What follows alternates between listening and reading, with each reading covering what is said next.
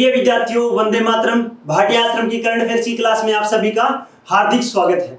आज अपने 14 और 15 अगस्त 2021 के करंट अफेयर्स के कुछ 10 महत्वपूर्ण प्रश्नों पर चर्चा करेंगे। इनमें सबसे पहले अगर अपने देखें तो 15 अगस्त 2021 को कौन सा स्वतंत्रता दिवस मनाया गया है, तो वो अपना था 75वां। कौन सा था? 75। तो 75वां स्वतंत्रता दिवस मनाया गया। इसी के चलते इससे पहले भारत सरकार के द्वारा आजादी का अमृत महोत्सव, कौन सा?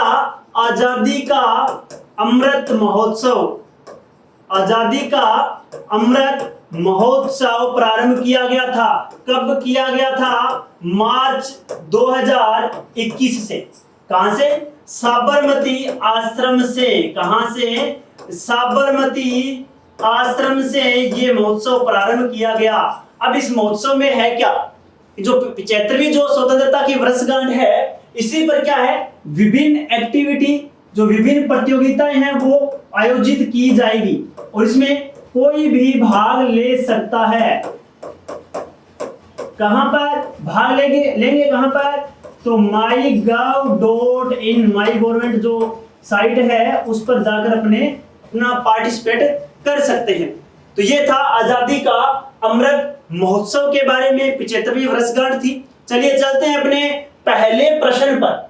और अपना पहला प्रश्न, भारतीय प्रधानमंत्री नरेंद्र मोदी द्वारा किस दिन को विभाजन विभीषिका स्मृति दिवस मनाने की घोषणा की गई है? पहला प्रश्न अपना यही है।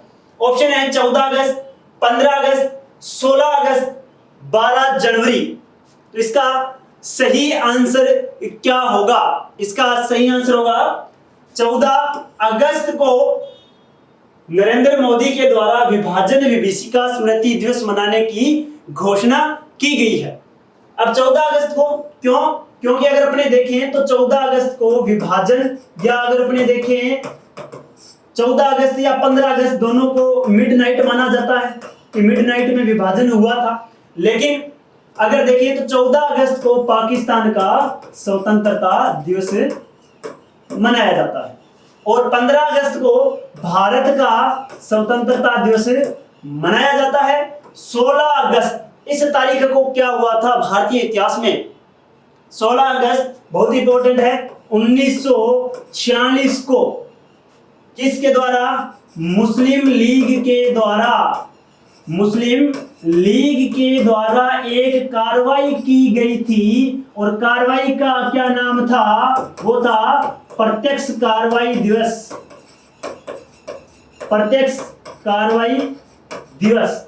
दंगे प्रारंभ हो गए थे सबसे अधिक अगर अपने देखें तो पश्चिम बंगाल के अंदर ये दंगे देखने को मिले थे और इसी के चलते महात्मा गांधी जी के द्वारा क्या पैदल यात्रा की गई और सभी को समझाया गया, लेकिन फिर भी क्या इसका कुछ मतलब नहीं निकला और अंततः क्या हुआ? विभाजन हुआ और गांधी जी के द्वारा निरंतर प्रयास किया गया कि विभाजन ना हो। इसी के चलते अगर अपने देखें कि ये दिवस मनाने की घोषणा क्यों की गई, तो राष्ट्र के विभाजन के कारण जो भी अपने जान गंवाने वाले लोग हैं उनको श्रद्धांजलि देने और अपनी जो जगह थी उसको छोड़कर दूसरी जगह स्थानांतरित होने के कारण के जो उनके जो दुख हुआ उसी के चलते क्या उनको एक सम्मान देने के लिए ये दिवस मनाया जाएगा।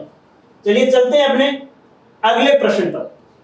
अगला प्रश्न है, समाचारों की सुर्खियों में रहा रामसर अभिसमय या रामसर समझौता निम्न में से किससे संबंधित है? ऑप्शन है वैश्विक साइबर सुरक्षा से, वैश्विक महत्व की आर्द्रभूमि संरक्षण से, वेटलैंड से।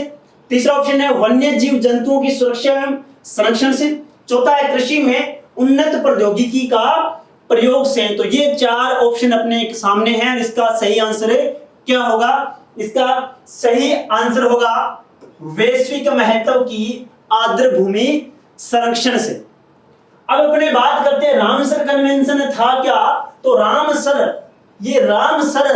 है कहां पर? ये रामसर है ईरान के अंदर। कहां पर है? ईरान के अंदर है और चर्चा में अपने रहा हुआ कैस्पियन सागर कई बार कवर हो चुका है। तो कैस्पियन सागर से सीमा लगाता है ईरान और इसी के किनारे क्या है? कौन सा शहर है? रामसर है। और इसी रामसर के अंदर क्या हुआ? 2 फरवरी 1971, कब? 2 फरवरी 1971 को एक वैश्विक समझौता हुआ और उसे रामसर अभिसंध या समझौता कहा जाता है। अब ये था कैसे? रामसर जो समझौता है वो आर्द्र भूमियों से संबंधित है। ये एक इंटर गवर्नमेंटल जो ट्रीटी है, अंतर सरकारी संधि है, जो क्या आर्द्र भूमि विशेषकर जो जल प्रवाही क्षेत्र होते हैं और जो पशु पक्षियों के प्राकृतिक आवास के लिए राष्ट्रीय कार्य और अंतरराष्ट्रीय सहयोग को ढांचा उपलब्ध करवाता है। मतलब अंतरराष्ट्रीय रूप से क्या है, ये एक तरीके से ढांचा उपलब्ध करवाता है, एक विशेष तौर पे प्लेटफॉर्म उपलब्ध करवाता है। अब इसमें होता क्या क्या है कि आर्द्र भूमि कहते किसको है, वेटलैंड होती क्या है? वेटलैंड की परिभाषा में शामिल क्या क्या चीजें? क्या दलदल ही होता है? नहीं, इसकी परिभाषा देखिए, इसमें मैंग्रोव शामिल होते हैं, दलदली क्षेत्र शामिल होता है, नदियां भी शामिल होती है, झीलें भी होती है, डेल्टा, बाढ़ के मैदान, ये बहुत ही इंपॉर्टेंट है, यूपीएससी में बहुत बार पूछा हुआ है। बाढ़ के जंगल, चावल के खेत, इसमें कंफ्यूजन होती है, चावल के खेत, प्रवाल भित्तियां, समुद्री क्षेत्र जहां पर निम्न ज्वार 6 मीटर से अधिक गहरा नहीं हो। कौन सा? कि समुद्री क्षेत्र का वह निम्न ज्वारीय क्षेत्र, ज्वार मतलब पानी का ऊपर उठना और भाटा गिरना, ये ज्योग्राफी की टर्म है।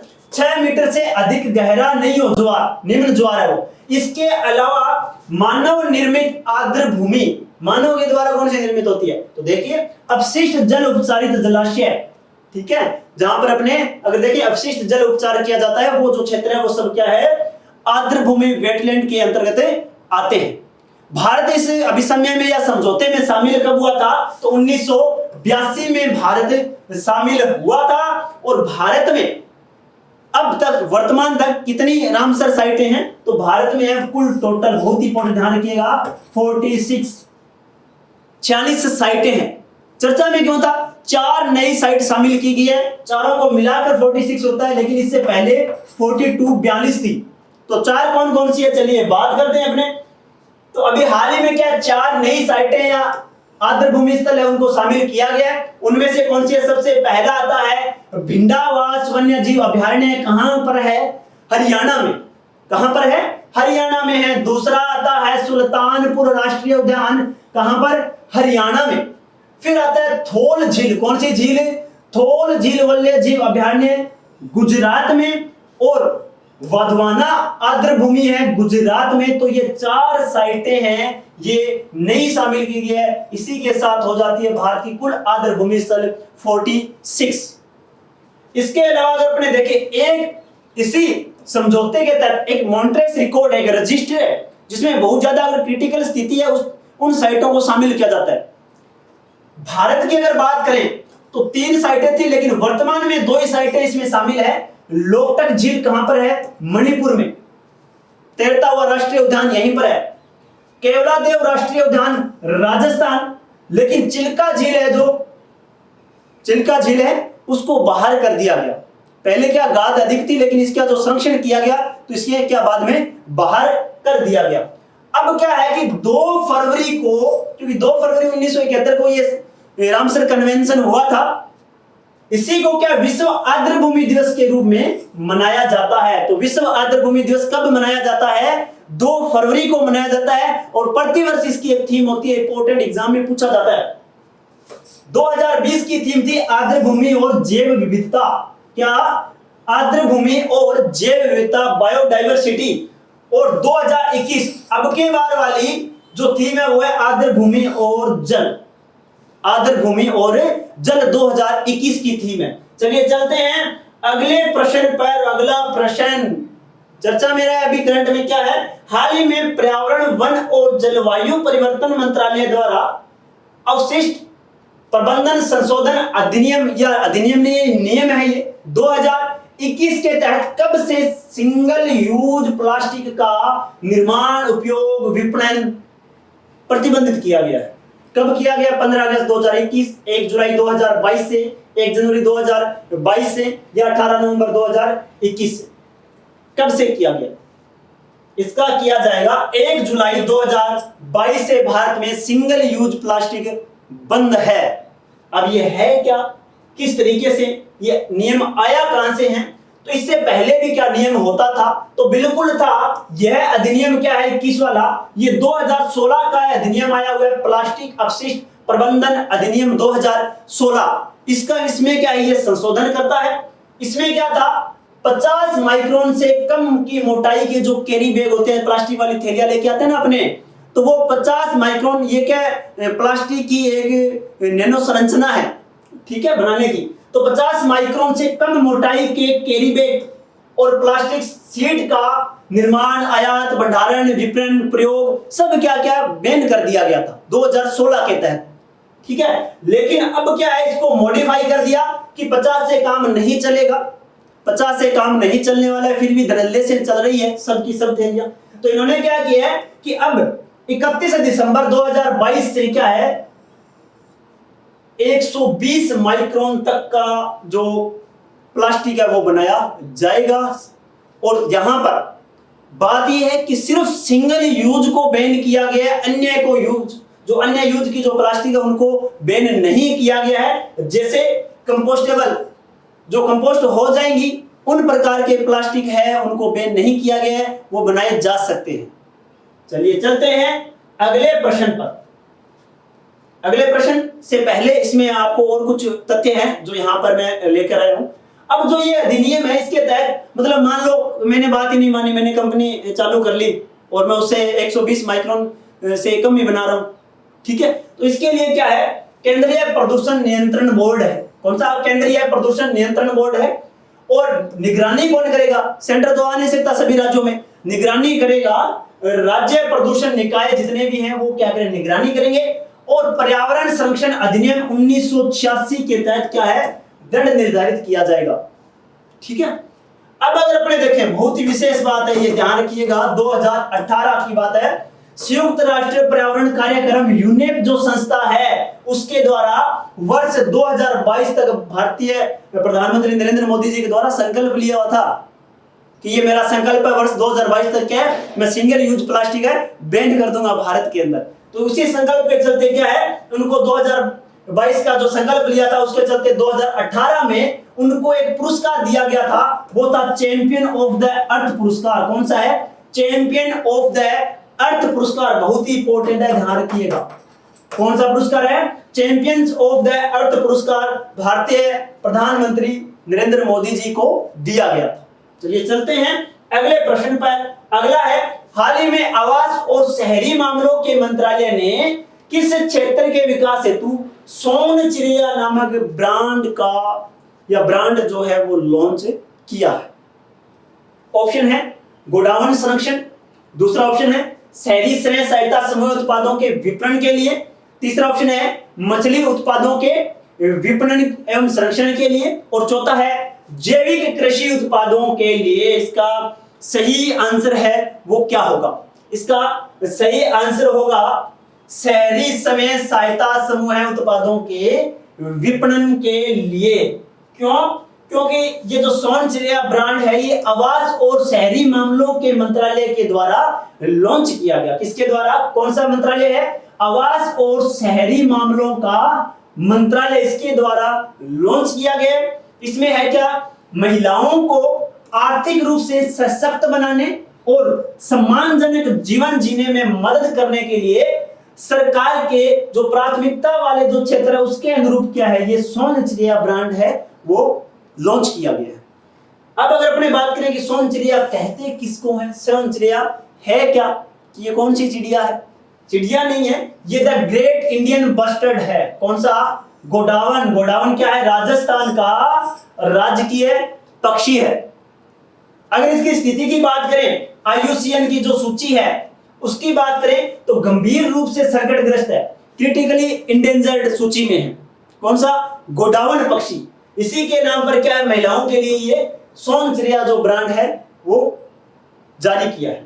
अब इसके संरक्षण हेतु राजस्थान सरकार के द्वारा क्या की, 2013 में ग्रेट इंडियन बस्टर्ड प्रोजेक्ट भी चलाया गया था। तो ये था अपना प्रश्न। चलिए चलते हैं अगले प्रश्न पर। समाचारों की सुर्खियों में आए शब्द गजनवी शाहीन फतह। गजनवी शाहीन फतह क्या है? ऑप्शन है cruise missile, ballistic missile, malware, crypto currency. इसका सही आंसर होगा बैलिस्टिक मिसाइल। जो बैलिस्टिक मिसाइल है किसकी है ये? जो अपने गजनवी शाहीन फतेह कौन से देश की है? क्या भारत की है? नहीं, पाकिस्तान की। ये क्या है? बैलिस्टिक मिसाइलें हैं, परमाणु सक्षम बैलिस्टिक मिसाइल है। चलिए इसके अलावा कुछ अन्य फैक्ट उन पे बात करते हैं। पाकिस्तान ने अभी हाल ही में क्या है? गजनवी नामक परमाणु सक्षम सतह पर मार करने वाली जो है बैलिस्टिक मिसाइल का निर्माण किया है या उसका एक ट्रायल लिया है। तो भारत की कौन सी बैलिस्टिक मिसाइलें हैं? अग्नि की सीरीज की जो मिसाइलें, अग्नि 1 2 3 4 5 पी प्राइम, ठीक है। इसके अलावा सूर्य, पृथ्वी, धनुष, ये सब क्या है? बैलिस्टिक मिसाइलें हैं। बैलिस्टिक क्या होती है कि अगर अपने देखें कि एक क्षमता के बाद में ये क्या जो इसके साथ मिसाइल के साथ में जो पेलोड होता है वो छोड़ दिया जाता है, ठीक है। ये अर्धचंद्राकार के रूप में इस तरीके से चलती है, लेकिन क्रूज मिसाइलें होती है वो डायरेक्ट निशाना साधने में सक्षम होती है, ठीक है। अब क्या हुआ, इनका नियमन भी जरूरी है। मान लो कोई मिसाइलें बनाता ही जाएगा परमाणु हथियार। अब तो 1987 में क्या है? स्थापित किया गया स्वैच्छिक मिसाइल प्रौद्योगिकी नियंत्रण व्यवस्था। नाम क्या है? MTCR। कौन सा? स्वैच्छिक मिसाइल प्रौद्योगिकी नियंत्रण व्यवस्था, MTCR की व्यवस्था की गई। और यही क्या करता है? इनका नियमन और नियंत्रण करता है। और भारत भी क्या है? MTCR का सदस्य देश है।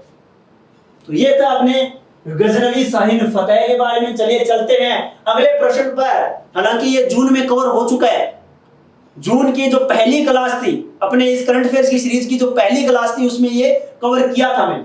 तो हाल ही में किस देश से भारत के कुन्नो राष्ट्रीय उद्यान में 8 चीतों को लाया जा रहा है? उस समय क्या था कि राष्ट्रीय जो अभयारण्य है या जितने भी अभयारण्य वो नाम रखे गए थे कि किन किन अभयारण्यों में क्या इनके लिए जो स्थिति बढ़िया रहेगी, तो किस अभयारण्य में रखा जाए।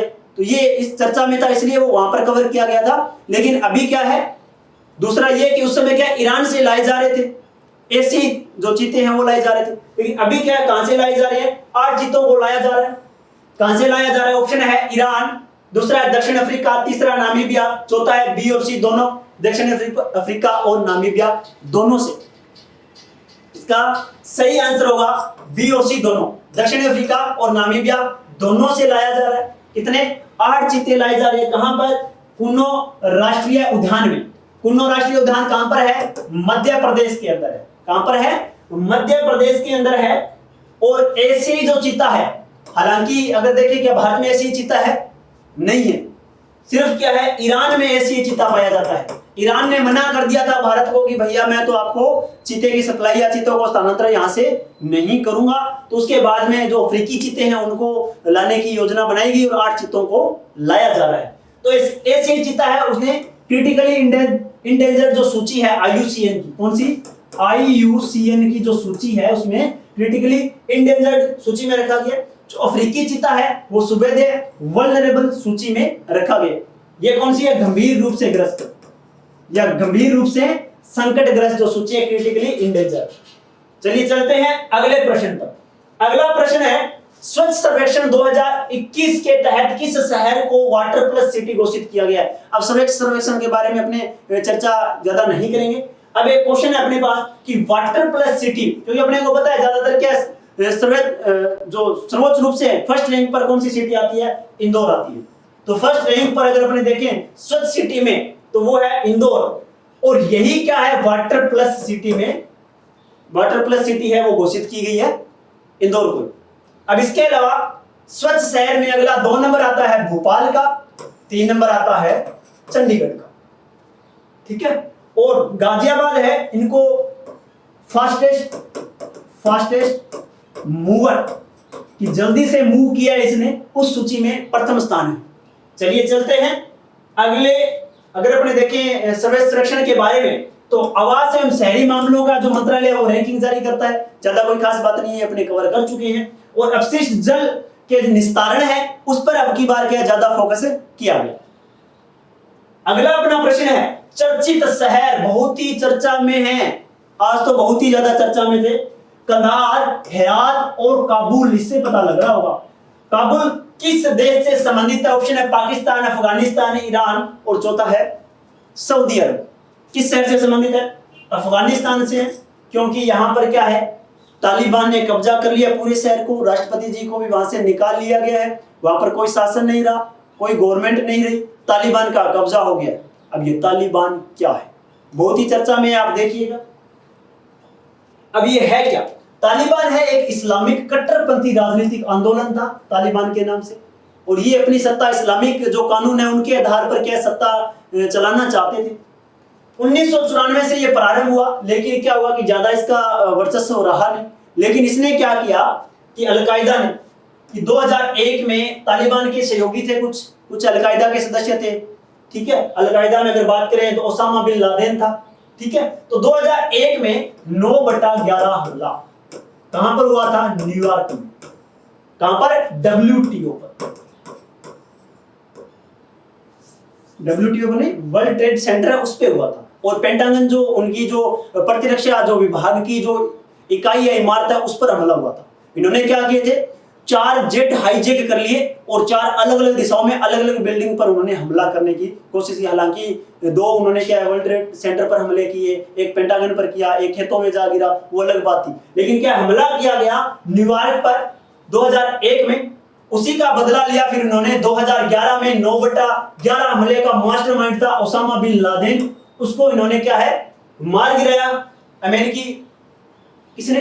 अमेरिकी सेना ने, ठीक है। लेकिन इससे पहले 2004 में क्या हुआ? अफगानिस्तान का संविधान अस्तित्व में आ गया था, कि अफगानिस्तान का संविधान आ गया था। लेकिन जैसे ही संविधान आया तो इन्होंने क्या किया? गठबंधन कर लिया 2005-6 में। तालिबान और अलकायदा दोनों एक हो गए।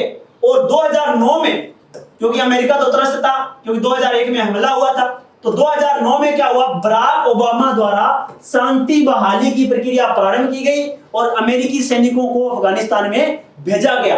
तभी से वो अफगानिस्तान में थे, सैनिक थे। तो 2011 में 9/11 हमले का, ठीक है, जो मास्टरमाइंड था कौन? Osama bin Laden.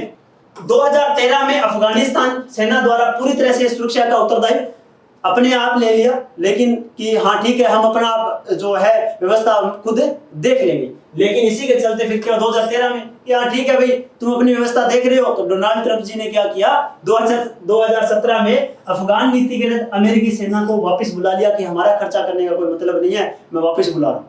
तो उन्होंने वापसी कर ली और अब उसका हालात आप देख रहे हैं कि तालिबान ने पूरे अफगानिस्तान पर कब्जा कर लिया है, काबुल पर कब्जा कर लिया है, राष्ट्रपति भवन पर कब्जा कर लिया है। चलिए चलते हैं अगले प्रश्न पर। अगला प्रश्न है प्रधानमंत्री श्रम पुरस्कार का संबंधित मंत्रालय कौन सा है? ऑप्शन है सामाजिक एवं न्याय अधिकारिता मंत्रालय, दूसरा है श्रम एवं रोजगार मंत्रालय, तीसरा है महिला एवं बाल विकास मंत्रालय और चौथा है मानव संसाधन विकास मंत्रालय। इसका सही आंसर क्या होगा? इसका सही आंसर है श्रम एवं रोजगार मंत्रालय। चलिए बात करते हैं अपने प्रधानमंत्री श्रम अवार्ड के बारे में, जो पुरस्कार इसके बारे में। ये 4 कैटेगरी में दिए जाते हैं, किसके द्वारा? श्रम एवं रोजगार मंत्रालय के द्वारा दिए जाते हैं। और पहला आता है पुरस्कार इसमें श्रम रत्न, किसको दिया जाएगा? एक व्यक्ति को दिया जाएगा। कितने? ये है 2 लाख रुपए और सनद पत्र दिया जाएगा। ये तो है श्रम रत्न। एक आता है श्रम भूषण, ये कितने? 4 व्यक्तियों को, कितने? 4 व्यक्तियों को दिया जाएगा और 1 लाख राशि और सनद पत्र दिया जाएगा। इसमें कितने हैं? 2 लाख, इसमें 1 लाख। अब आता है श्रम वीर या श्रम वीरांगना, ये टोटल कितने मेंबर को दिया जाएगा? ये 12 मेंबर को दिया जाएगा। कितने? 12 लोगों को दिया जाएगा। 60,000 राशि और सनद पत्र इन्हें दिया जाएगा। अगला आता है चौथा श्रम श्री या श्रम देवी, जो पुरस्कार है वो कितने? 16 मेंबर को या 16 लोगों को दिया जाएगा और 40,000 रुपए और सनद पत्र दिया जाएगा। तो ये 4 प्रकार के श्रम पुरस्कार हैं, प्रधानमंत्री श्रम पुरस्कार। तो पहला है श्रम रत्न, दूसरा श्रम भूषण, तीसरा अपना आता है श्रम वीर या वीरांगना और चौथा है श्रम श्री या श्रम देवी। पहले में अपने पास है 2 लाख रुपए, दूसरे में 1 लाख रुपए, तीसरे में आते हैं अपने पास है 60,000 रुपए और चौथे में आते हैं अपने 40,000 रुपए और सभी को साथ में मिलेगा सनद पत्र। तो ये 4 प्रकार के पुरस्कार इन्होंने दिए। अब हुआ ये कि 2018 में क्या हुआ? प्रधानमंत्री द्वारा श्रम पुरस्कार जो है वो प्रारंभ किया गया था, प्रधानमंत्री श्रम पुरस्कार।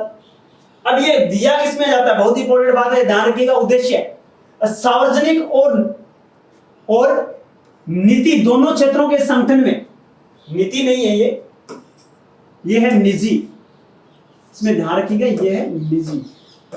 सार्वजनिक और निजी दोनों क्षेत्रों के संगठन में काम करने वाले को द्वारा जो उत्कृष्ट योगदान दिया जाता है संगठन में, उनको दिया जाएगा। जरूरी नहीं है कि सार्वजनिक क्षेत्र के हो, वो प्राइवेट क्षेत्र के भी हो सकते हैं। और ये पुरस्कार है उन कामगारों को दिए जाते हैं जिनका प्रदर्शन, विशिष्ट रिकॉर्ड और उच्च कोटि के कर्तव्य के प्रति उनका समर्पण भाव होता है, और इसके अलावा उत्पादकता में विशिष्ट योगदान और असाधारण साहस जो दिखाते हैं उनको ये दिया जाता है। लेकिन एक कंडीशन क्या है, केवल नियमित सेवा कर्तव्यों में लगे कर्मचारी पात्र नहीं होंगे। मतलब जो रेगुलर ड्यूटी पे जा रहे हैं कि मैं सिंसियर हूं, इस आधार पे दिया जाए, तो इस प्रकार का कोई इसमें प्रावधान नहीं है।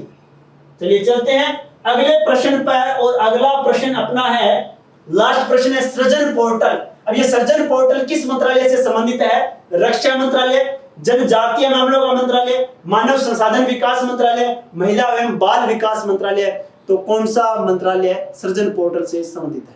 ऑप्शन आंसर है अपना रक्षा मंत्रालय। और रक्षा मंत्रालय में बात करें तो रक्षा मंत्री राजनाथ सिंह ने क्या किया था, 14 अगस्त 2020 को इस पोर्टल का शुभारंभ किया था। और ये क्या एक वन स्टॉप ऑनलाइन पोर्टल है, जो वेंडर कौन होते हैं? रेहड़ी चलाने वाले जो वेंडर है, उनको स्वदेशी वस्तुओं के लिए प्रदान किया गया, उनको प्रमोट किया गया। आप क्या स्वदेशी वस्तुओं का प्रयोग किए, और स्वदेशी को बढ़ावा देने हेतु surgeondefense.gov इन नाम की एक वेबसाइट बनाई गई है। इसमें भी क्या है, रक्षा से संबंधित जो उत्पाद है उनको भी मेक इन इंडिया और स्वदेशी को बढ़ावा देने के लिए प्रयोग किया जाता है।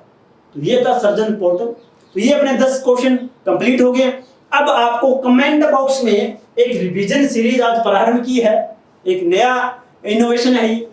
पहला जो अपने 10 क्वेश्चन कंप्लीट कर चुके हैं उनमें से ही 5 क्वेश्चन है, उनके आंसर आपको कमेंट बॉक्स के अंदर देने हैं, सत्य या ट्रू एंड फॉल्स में, या ट्रू या फॉल्स। पहला आंसर है रामसर कन्वेंशन आर्द्र भूमि संरक्षण से संबंधित है, सत्य या असत्य कमेंट बॉक्स में बताना है।